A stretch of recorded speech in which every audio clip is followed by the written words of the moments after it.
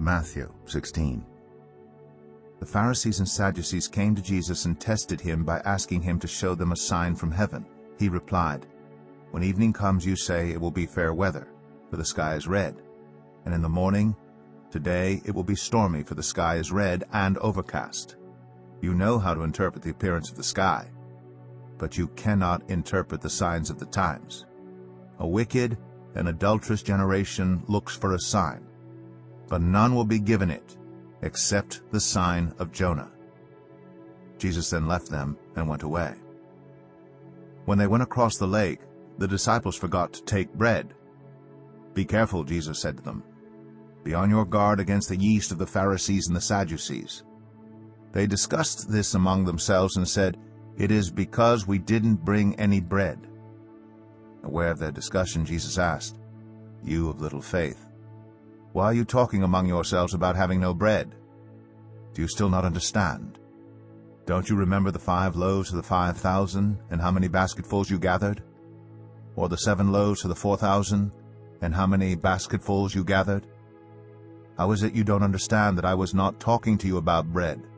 But be on your guard against the yeast of the Pharisees and Sadducees." Then they understood that he was not telling them to guard against the yeast used in bread, but against the teaching of the Pharisees and Sadducees. When Jesus came to the region of Caesarea Philippi, he asked his disciples, "Who do people say the Son of Man is?" They replied, "Some say John the Baptist, others say Elijah, and still others Jeremiah or one of the prophets." "But what about you?" he asked. "Who do you say I am?" Simon Peter answered, "You are the Messiah, the Son of the living God." Jesus replied, "Blessed are you, Simon, son of Jonah, for this was not revealed to you by flesh and blood, but by my Father in heaven. And I tell you that you are Peter, and on this rock I will build my church, and the gates of Hades will not overcome it. I will give you the keys of the kingdom of heaven. Whatever you bind on earth will be bound in heaven, and whatever you loose on earth will be loosed in heaven." Then he ordered his disciples not to tell anyone that he was the Messiah. From that time on, Jesus began to explain to his disciples that he must go to Jerusalem and suffer many things at the hands of the elders, the chief priests, and the teachers of the law, and that he must be killed, and on the 3rd day be raised to life.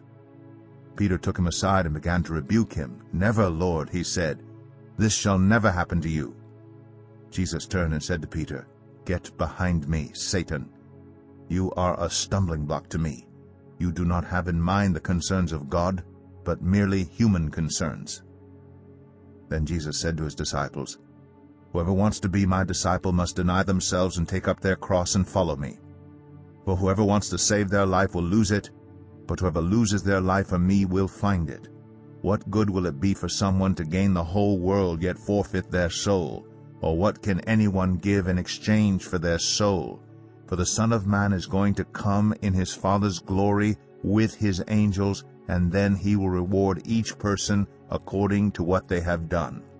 Truly, I tell you, some who are standing here will not taste death before they see the Son of Man coming in his kingdom."